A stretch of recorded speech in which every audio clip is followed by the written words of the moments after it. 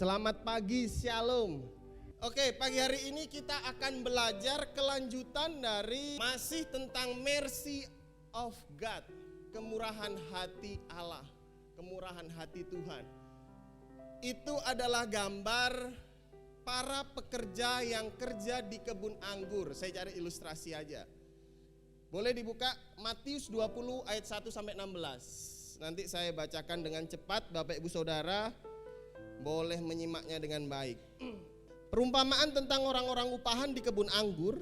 Adapun hal kerajaan sorga sama seperti seorang tuan rumah yang pagi-pagi benar keluar mencari pekerja-pekerja untuk kebun anggurnya. Setelah ia sepakat dengan pekerja-pekerja itu mengenai upah sedinar sehari, ia menyuruh mereka ke kebun anggurnya. Kira-kira pukul 9 pagi ia keluar pula dan dilihatnya ada lagi orang-orang lain yang menganggur di pasar. Katanya kepada mereka, "Pergi jugalah kamu ke kebun anggurku dan apa yang pantas akan kuberikan kepadamu." Dan mereka pun pergi. Kira-kira pukul 12 dan pukul 3 petang ia keluar pula dan melakukan sama seperti tadi. Kira-kira pukul 5 petang ia keluar lagi dan mendapati orang-orang lain pula. Lalu katanya kepada mereka, "Mengapa kamu menganggur saja di sini sepanjang hari?" Kata mereka kepadanya, "Karena tidak ada orang mengupah kami." Katanya kepada mereka, "Pergi jugalah kamu ke kebun anggurku." Ketika hari malam, tuan itu berkata kepada mandornya, "Panggillah pekerja-pekerja itu dan bayarkan upah mereka, mulai dengan mereka yang masuk terakhir hingga mereka yang masuk terdahulu." Maka datanglah mereka yang mulai bekerja kira-kira pukul 5 dan mereka menerima masing-masing 1 dinar. Kemudian datanglah mereka yang masuk terlebih dahulu, sangkanya akan mendapat lebih banyak, tetapi mereka pun menerima masing-masing 1 dinar juga. Ketika mereka menerimanya, mereka bersungut-sungut kepada tuan itu. Katanya, "Mereka yang masuk terakhir ini hanya bekerja 1 jam saja, dan engkau menyamakan mereka dengan kami yang sehari suntuk bekerja berat dan menanggung panas terik matahari." Tetapi tuan itu menjawab seorang dari mereka, "Saudara, aku tidak berlaku tidak adil terhadap engkau. Bukankah kita telah sepakat sedinar sehari? Ambillah bagianmu dan pergilah. Aku mau memberikan kepada orang yang masuk terakhir ini sama seperti kepadamu. Tidakkah aku bebas mempergunakan milikku menurut kehendak hatiku? Atau iri hatikah engkau karena aku murah hati? Demikianlah orang yang terakhir akan menjadi yang terdahulu, dan yang terdahulu akan menjadi yang terakhir." Amin untuk kebenaran firman Tuhan. Coba slide-nya boleh diklik. Perumpamaan ini bukan tentang pekerjaan. Konteksnya adalah Yesus memberikan contoh yang menjelaskan tentang mereka yang menjadi anggota kerajaan Allah berkaitan dengan ayat sebelumnya. Bapak Ibu Saudara, kalau lihat ayat ini secara konteks pekerjaan, maka ayat ini mengajarkan hal yang kurang tepat gitu loh. Masa yang kerja dari subuh terus ada yang ditulis di situ. Ayat 12. "Mereka yang masuk terakhir hanya bekerja 1 jam dan engkau menyamakan mereka dengan kami yang sehari suntuk." Sampai ditulis suntuk di situ. Sehari suntuk bekerja berat dan menanggung panas terik matahari. Lembaga Alkitab Indonesia mengartikan ada sehari suntuk, berarti mereka ada lepah gitu. Orang Putus Sibo bilang bahasa sini itu lepah gitu. Nah, kalau kita lihat tentang pekerjaan tentu nggak fair ya kan. Yang kerja sejam kok sama dengan yang kerja dari subuh. Tapi ini bukan tentang pekerjaan. Ini hanya sebuah contoh. Yesus sedang memberikan perumpamaan tentang kerajaan Allah. Loh Pak, kok bisa? Coba cek ayat sebelumnya. Makanya kalau kita baca Alkitab, kita nggak boleh lepas-lepas ayat gitu. Oh ini ayatnya bagus untuk saya, oh ini ayatnya kurang bagus untuk kamu aja. Nggak boleh kayak gitu. Coba dilihat di Matius 19 ayat 14. Yesus memberkati anak-anak dari ayat 13 ya. Lalu orang membawa anak-anak kecil kepada Yesus supaya meletakkan tangannya di atas mereka, mendoakan mereka. Tapi murid-murid memarahi orang-orang itu. Tetapi Yesus berkata, biarkanlah anak-anak itu, jangan menghalang-halangi mereka datang kepadaku. Sebab orang-orang yang seperti itulah yang empunya kerajaan surga. Lalu ia meletakkan tangannya atas mereka, kemudian ia berangkat dari situ.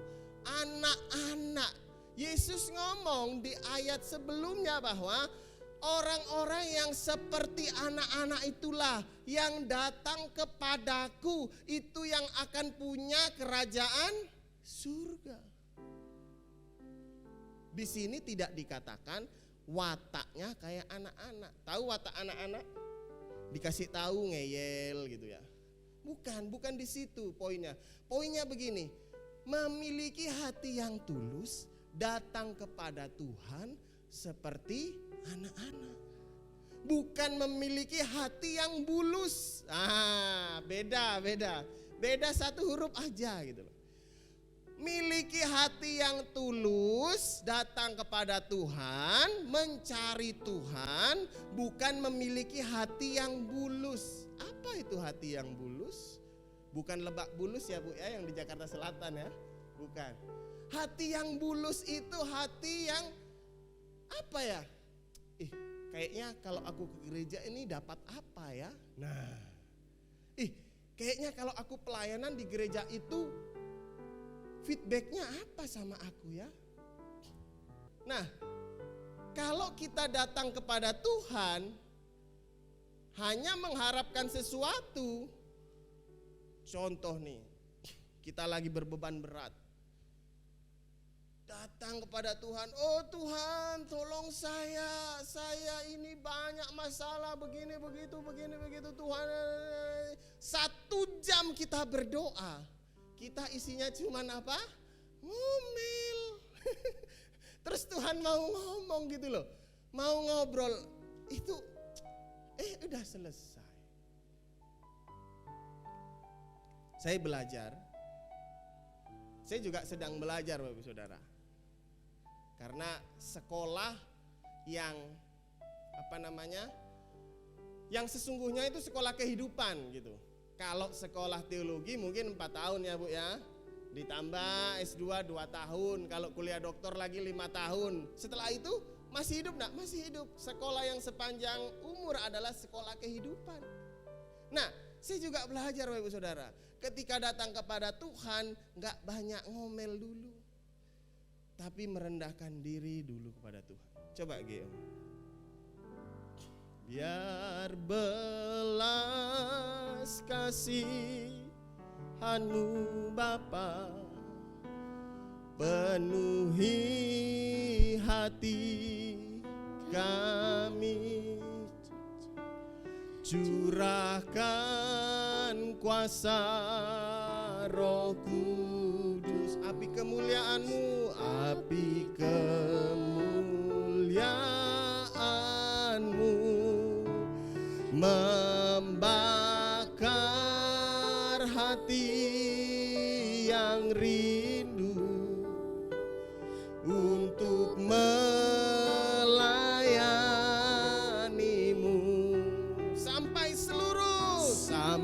seluruh negeri ini, sampai seluruh bumi ini dipenuhi api kemuliaan. Amin. Api kemuliaan-Mu. Ketika kita datang kepada Tuhan, minta apa? Minta belas kasihan Tuhan. Amin. Belas kasihan Tuhan itu penting dari kita. Kemurahan-Mu lebih dari hidup. Kemurahan-Mu, kemurahan-Mu lebih dari hidup, lebih dari hidup. Bawa lidahku, bawa lidahku memuji Engkau, memuji Engkau.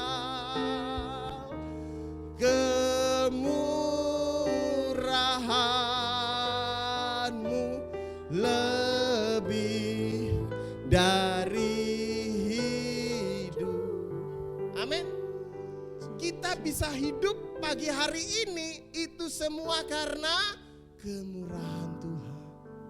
Enggak, Pak.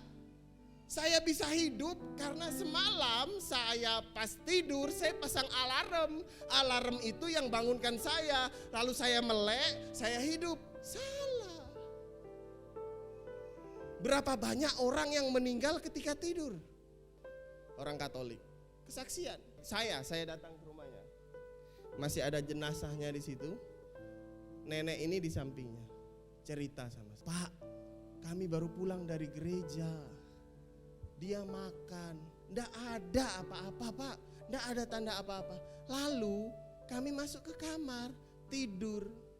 Kakek ini enggak biasanya peluk saya gitu loh. Ah, kek, kita udah tua, kek, enggak usah lah peluk-peluk gitu. Mungkin nenek itu bilang kan. Tapi dia peluk dengan erat. Tiba-tiba meninggal. Saya kaget, lemas saya, Pak. Saya bawa ke IGD, sudah enggak ada. Jadi kakek itu meninggal dalam keadaan tidur meluk istrinya. Saya bilang, enak benar Bu, aku kepengen kalau meninggal kayak gitu, peluk istriku gitu. Romantis gitu loh, meninggalkan dunia ini dengan memeluk istri itu romantis gitu.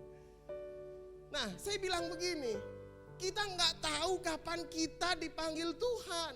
Yang kita tahu, yang kita butuhkan adalah kemurahan Tuhan, belas kasihan Tuhan. Amin. Lanjut, perumpamaan ini segera diikuti oleh perumpamaan lain yang diakhiri dengan kata-kata yang sama.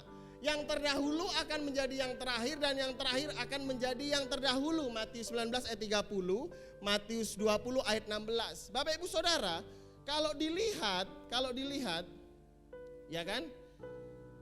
Kata penutupnya, demikianlah orang yang terakhir akan yang menjadi yang terdahulu dan yang terdahulu akan menjadi yang terakhir. Itu di pasal 19 ayat yang ke-30 juga ngomong begitu. Tetapi banyak orang yang terdahulu akan menjadi yang terakhir dan yang terakhir akan menjadi yang terdahulu. Sudah dijelaskan beberapa minggu lalu bahwa ini bukan sekedar pembalikan, bukan. Ini adalah berita baik bagi generasi kita. Amin. Tidak mungkin dong tiba-tiba Tuhan datang seumpama Darlin masih 4 tahun. Darlin bisa apa? Apa yang sudah dia kerjakan anak saya yang paling kecil. Tapi semuanya sama, mendapatkan kerajaan Allah. Jadi kita itu sebuah berita penghiburan bahwa anak cucu kita kalau di khotbah gembala senior yang di El Shaddai Pak Wilan, saya itu selalu berdoa, saya lihat di YouTube-nya beliau ngomong gitu. Saya selalu berdoa untuk anak-anak cucu cicit yang belum saya lihat. Supaya apa? Supaya mereka mengenal Tuhan. Saya beriman bahwa seluruh keturunan saya yang belum saya lihat sekalipun tetap di dalam Tuhan. Amin. Pertanyaannya, bagaimana dengan kita? Yang kelihatan suami istri aja atau mama bapak kita yang ada di samping, jarang kita doain. Ah, terserah. Mau ke gereja, enggak ke gereja, terserah. Urus sendiri. Aduh. Ingatin, kita punya tanggung jawab. Untuk apa? Untuk mengingatkan. Ingat bulan lalu tentang Lazarus yang ada di pangkuan Abraham sama orang kaya yang masuk. Dia mau berubah ketika udah di alam maut, gak bisa. Lalu dia ngomong, Bapak Abraham, tolong kasih tahu Lazarus supaya balik lagi ke dunia orang hidup. Kasih tahu saudara-saudaraku di situ supaya mereka takut akan Tuhan, bertobat lagi tuh. Kata Bapak Abraham, ada di situ hukum Musa dan kitab-kitabnya. Jika mereka tidak percaya itu, bahkan orang yang bangkit dari kematian pun ngingatin itu gak percaya. Selama kita masih hidup, selama kita masih bisa baca Alkitab, yuk kita baca Alkitab. Saya suka ingatkan, yuk kita update status di WA kita 1 ayat 1 hari. Jadi untuk apa? Untuk mengingatkan kita dan melatih diri kita. Mungkin 1 hari 1 ayat, naik lagi 1 pasal, naik lagi 1 kitab. Amin. Karena kemurahan Tuhan dan belas kasihan Tuhan itu yang membuat kita hidup, bukan hal yang lain. Ada Pak Bidel? Pak Bidel ini seorang TNI. Kalau TNI itu punya slogan, benar nak deh mbak? Jangan tanya pada negara apa yang negara berikan kepadamu, tapi tanyalah pada dirimu apa yang bisa kamu berikan pada negara. TNI, Polri, mungkin semua bisa begitu. Para mungkin PNS, pengabdi negara semua begitu. Bagaimana kita kepada Tuhan kita yang menciptakan kita, yang membuat kita dari debutan tanah dihembuskan nefes hayim ruah. Ada roh Allah dalam diri kita. Apakah kita waktu datang kepada Tuhan, berdoa sama Tuhan, kita masih tanya, Tuhan apa yang bisa Tuhan kasih ke aku supaya aku tetap datang kepada Tuhan? Apa Tuhan apa? Tetanggaku tuh mobilnya baru terus setiap hari, HP-nya itu ganti terus Tuhan. Memang punya mobil, punya showroom mobil gitu Pak, punya counter HP jadi ganti terus. Jangan ukur sebuah kesuksesan dengan orang lain. Enggak. Belas kasihan Tuhan, bahkan saya bilang begini. Ada satu hamba Tuhan yang namanya Timotius Arifin. Siapa yang tahu? Di GBI Rock Lembah Pujian di Bali. 2016 saya sempat datang ke tempatnya. Memang besar. Tapi beliau tidak memiliki anak. Apakah Tuhan tidak berbelas kasihan kepada beliau supaya dia tidak punya anak? Tapi beliau melayani Tuhan dan banyak anak-anak rohaninya. Amin. Jangan bilang begini, oh Pak, Tuhan itu pilih kasih yang yang sana dikasih anak sampai 10, cobalah kasih ke aku 1. Enggak. Belas kasihan Tuhan dalam hidup kita tidak diukur dari hal itu. Bukan dari harta, bukan dari anak, bukan dari mobil, bukan dari hal-hal yang fana di dunia ini. Tapi bagaimana Tuhan memberikan kehidupan kekal kepada kita. Amin. Bagi pekerja yang subuh maupun yang jam 9, jam 12, jam 3, jam 5 sore, semuanya dikasih untuk masuk dalam kerajaan Allah. Itu kedaulatan Tuhan, kemurahan hati Tuhan. Oke, lanjut. Nah, ini 4 poin yang udah dibaca, yang udah dibahas 2 minggu lalu, poin 1, poin 2. Kita di poin 3 dan poin 4. Kemurahan hati Allah dan belas kasihannya untuk umatnya. Yang keempat, milikilah motivasi yang benar sebagai penerima kasih karunia. Lanjut. Kemurahan hati Allah dan belas kasihannya untuk umatnya.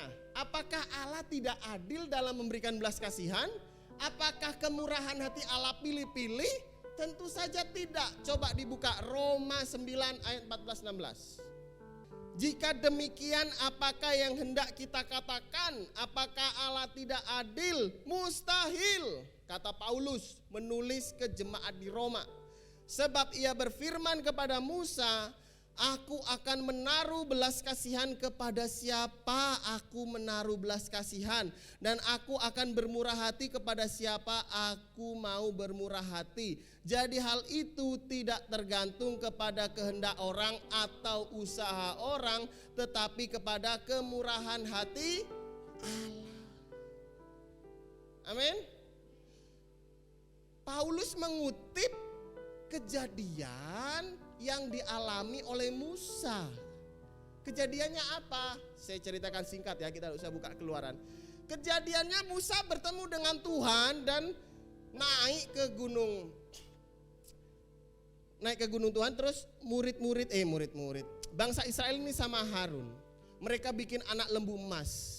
Dan Musa ngomong sama Tuhan, Tuhan tolonglah, jangan hapuskan, jangan hukum bangsa ini. Kalau enggak, hapuskan aja namaku dari kitab kehidupan. Jadi Musa itu sampai berdialog sama Tuhan. Musa itu sampai berdialog. Tapi Tuhan jawab begini, Musa, aku tuh ngasih belas kasihan kepada orang yang aku kasihi. Aku bermurah hati kepada siapa yang aku bermurah hati. Perumpamaan ini yang sedang dijelaskan Yesus kepada murid-muridnya, bahwa mau yang masuk jam 4 subuh, yang pagi atau yang sore, yang kerja cuma sejam, itu adalah hak kedaulatan Tuhan. Amin. Pak, anak itu masih 5 tahun, kenapa dipanggil Tuhan? Pak, nenek itu udah 70 tahun, kok enggak dipanggil-panggil Tuhan? Masalah kelahiran, kematian, itu semua kedaulatan Tuhan. Siapa yang bisa ngatur? Mungkin kita bisa pesan sesar ya nanti tanggal segini, tanggal cantik. Tapi siapa yang bisa tiba-tiba sakit perutnya, udah janjian tanggal segini sama dokter kandungannya? Nggak bisa juga. Semua dalam kedaulatan Tuhan. Amin. Kasih tahu kanan kirimu, kamu ada karena kemurahan Tuhan. Lanjut, slide-nya. Tidak ada muatan obligasi atau kewajiban dalam belas kasihan. Definisi belas kasihan itu memberikan sesuatu yang gak pantas diberikan. Jika kita pantas atau layak mendapatkannya, maka itu bukan lagi belas kasihan tetapi keadilan. Belas kasihan itu definisinya memberikan sesuatu yang gak pantas bagi seseorang. Pantas gak kita masuk surga? Pantaskah kita menerima kerajaan surga? Oh, kalau saya jadi Tuhannya, hitung-hitungan gitu, nggak bisa ada yang masuk ke surga. Tapi karena Yesus, bukan Jordan ya. Saya aja mungkin kalau dihitung-hitung, oh saya nggak bisa masuk surga nih. Melek aja bisa bikin dosa. Kenapa? Pikiran. Dosa itu bukan ketika kita sudah membuat sebuah tindakan, tapi dimulai di pikiran aja itu sudah berdosa. Berapa banyak dosa yang kita buat selama satu hari? Layakkah kita masuk ke dalam kerajaan surga? Enggak layak. Semua apa? Karena kasih karunia. Amin.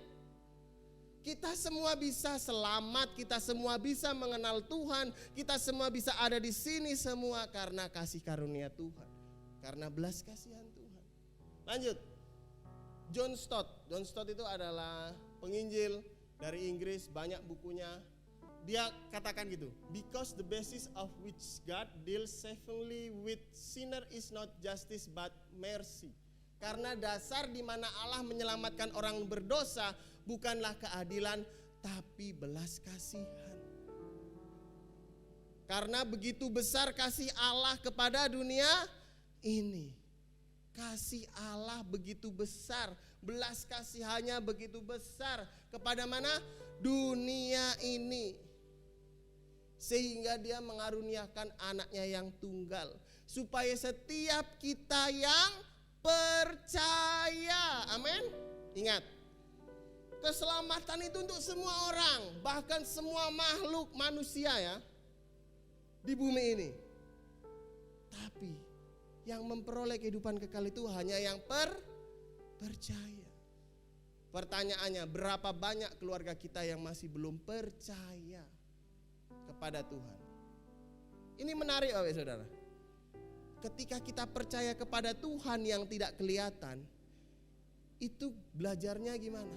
Percaya kepada istri, percaya kepada suami, percaya kepada anak yang kelihatan. Bagaimana kita bisa percaya Tuhan yang gak kelihatan, kita sama istri aja gak percaya.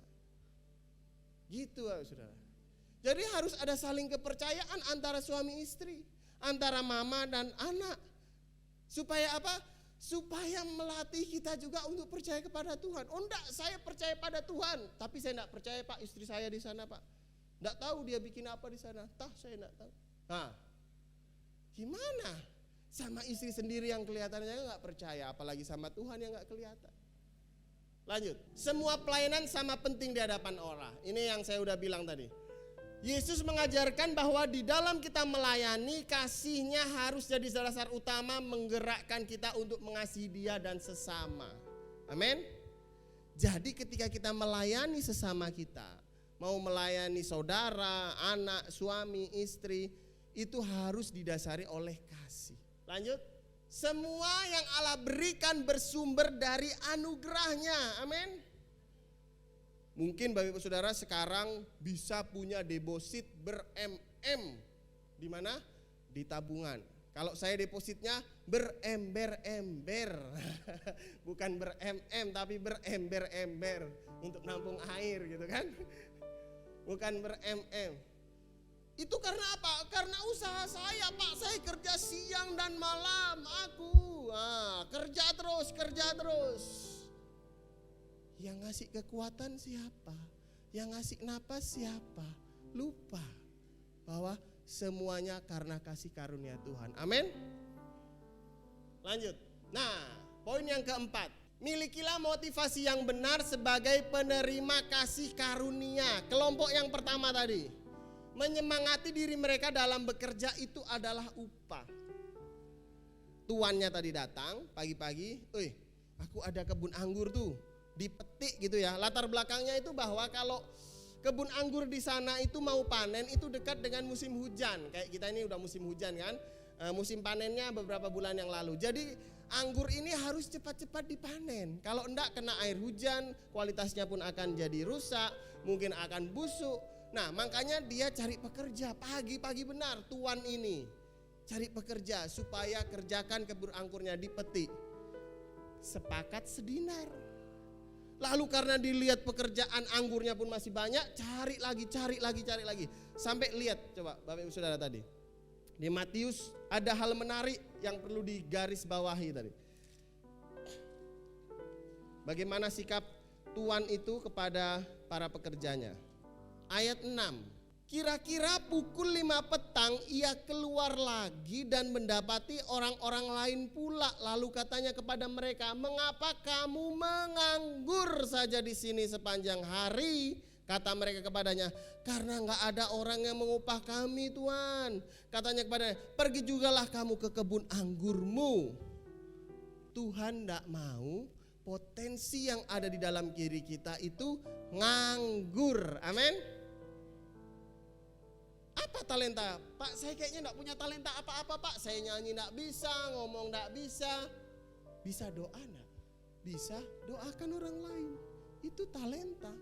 Talenta itu bukan hanya nyanyi, bukan hanya main musik, bukan hanya berkhotbah, tapi mendoakan orang lain, mengunjungi orang yang sakit itu juga talenta. Apa potensi yang Tuhan berikan dalam hidupmu? Temukan dan kerjakan. Karena ketika kita datang kepada Tuhan, bukan seberapa banyak harta yang kamu miliki yang ditanya sama Tuhan. Tapi pertanyaannya, berapa jiwa yang kamu menangkan untukku? Amin.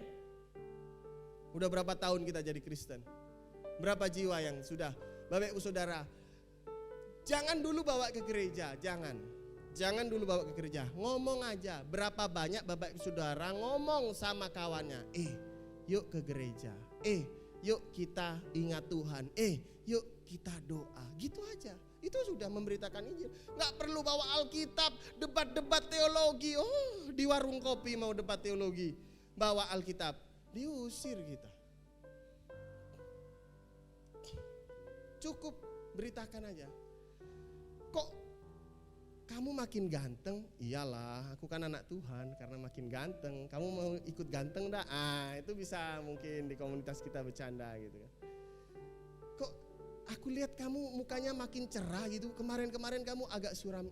Iya, aku sekarang dah sering doa sama Tuhan. Kamu kalau mau cerah, ayo kita doa gitu. Lewat hidup kita aja, yang simpel-simpel aja baru penginjilan. Jangan ketika kita lagi ngerokok, ke gereja yuk. Nggak usah kamu ngerokok.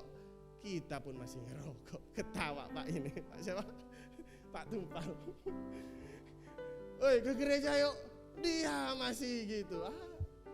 Pertobatan itu untuk merubah orang lain itu gampang Bapak Saudara. Yang susah itu merubah diri sendiri. Benar enggak? Ngerubah orang lain itu tinggal ngomong, kamu jangan gitu. Tapi ketika kita ngomong di kaca, kamu jangan gitu, susah. Lanjut. Berbeda dengan pekerja kelompok yang kedua. Ini berbeda. Mereka diterima untuk bekerja, sama sekali nggak ada kontrak kerja, kesepakatan tentang upah. Mereka bekerja atas kemurahan hati si Tuan, dan mereka inginkan adalah kesempatan untuk bekerja. Mereka rela dibayar berapapun untuk si Tuan dan menyerahkan besaran upahnya kepada si Tuan. Mereka percaya kepada perkataan si Tuan yang berkata, apa yang pantas akan kuberikan kepadamu. Amin. Yuk kita miliki hati kayak kelompok yang kedua ini ketika datang kepada Tuhan. Tuhan, apa yang pantas Kau berikan dalam hidupku, berikanlah. Aku tahu Kau pasti berikan yang terbaik. Aku kepengen ini Tuhan, banyak list. Aku kepengen jadi ini Tuhan. Saya suka ajarin di anak youth kan, saya bilang 5 tahun ke depan kan mau jadi apa? Tulis saja banyak-banyak, cita-citanya apa? Enggak apa-apa, omongkan ke Tuhan. Bahkan tulis, suamimu pengen kayak apa? Oh, saya kepengen suami saya itu ganteng, pakai kacamata. Nah, bisa tulis saja di situ. Ngomong ke Tuhan, enggak masalah. Tapi endingnya catatannya ini, aku serahkan kepada Tuhan. Biar kehendak Tuhan yang jadi, biar belas kasihan Tuhan sendiri yang memberikan terbaik dalam hidupku. Amin. Mari kita bangkit berdiri.